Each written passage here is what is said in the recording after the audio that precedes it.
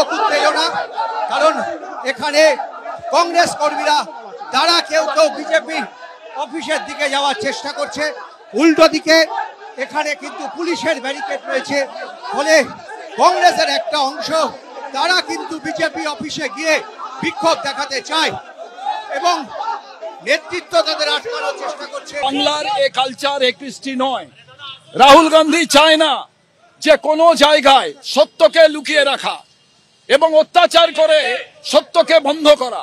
রাহুল গান্ধীর আদর্শে আমরা চলি, তাই একটা পার্টি অফিস দপ্তর এসে বিজেপির যে কালচার, ইম্পোর্টেড কালচার, যা বাংলায় ছিল না। কংগ্রেস কর্মীরা কিন্তু ফের তাদেরকে ফিরিয়ে নিয়ে যাওয়া হচ্ছে এবং যেখানে আজকে সমাবেশের ডাক দেওয়া হয়েছে সেই কলেজ স্ট্রিটে এই মুহূর্তে কংগ্রেস কর্মীরা কলেজ স্ট্রিটের পথে। ক্যামেরায় সন্দীপ সাধুকার সঙ্গে উজ্জ্বল মুখোপাধ্যায়, এবিপি আনন্দ, কলকাতা। ঘোষণা করে বিধান ভবনে গুন্ডামি, এখনো মূল অভিযুক্ত অধরা। প্রদেশ কংগ্রেস কার্যালয়ে হামলা এবং ভাঙচুরের ঘটনায় রাকেশ সিং এর বিরুদ্ধে এফআইআর হয়, কিন্তু অভিযুক্ত রাকেশ সিং এখনো অধরা। কোথায় পুলিশ, কি করছে, এই প্রশ্ন তুলছে কংগ্রেস কর্মী সমর্থকরা। বিজেপি নেতা রাকেশ সিং এর বিরুদ্ধে অস্ত্র আইন সহ একাধিক ধারায় এফআইআর হয়। থানার কাছে হামলা, তাও কেন অধরা বিজেপি নেতা? পুলিশের নিষ্ক্রিয়তা নিয়ে প্রশ্ন তুলছে কংগ্রেস।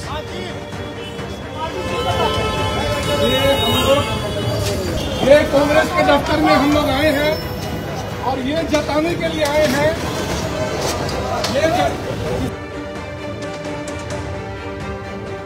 বিধান ভবনে গতকাল হামলার ঘটনা প্রতিবাদে সরব হয়েছেন প্রাক্তন কংগ্রেস সাংসদ অধীর রঞ্জন চৌধুরী। পুলিশের নিষ্ক্রিয়তার অভিযোগ তুলেছেন অধীর চৌধুরী।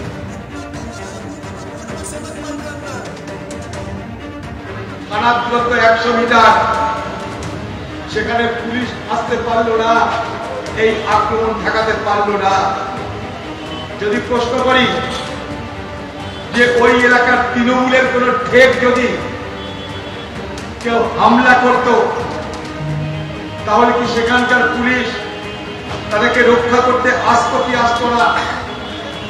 দ্বিতীয় কথা, এই হামলার এত ফোন পার হয়ে গেল, কালকে হামলা, আজকে বিকেল হয়ে গেল, এখনো পর্যন্ত মূল অভিযুক্ত কিন্তু গ্রেপ্তার হলো না।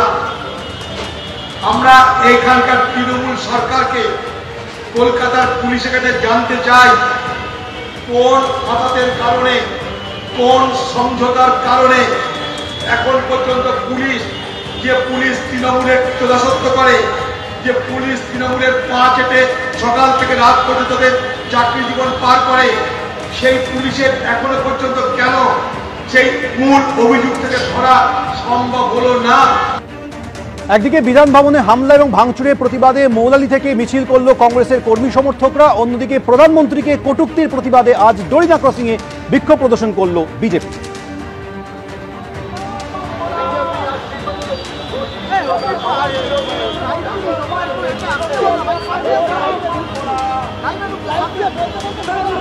দুটি ছবি রেখেছি আপনাদের সামনে। একদিকে মৌলালিতে আজ পথে নেমে প্রতিবাদে সামিল কংগ্রেস কর্মী সমর্থকরা, অন্যদিকে বিজেপির তরফে প্রধানমন্ত্রীকে কটূক্তির প্রতিবাদে তারা বিক্ষোভে সামিল হলেন।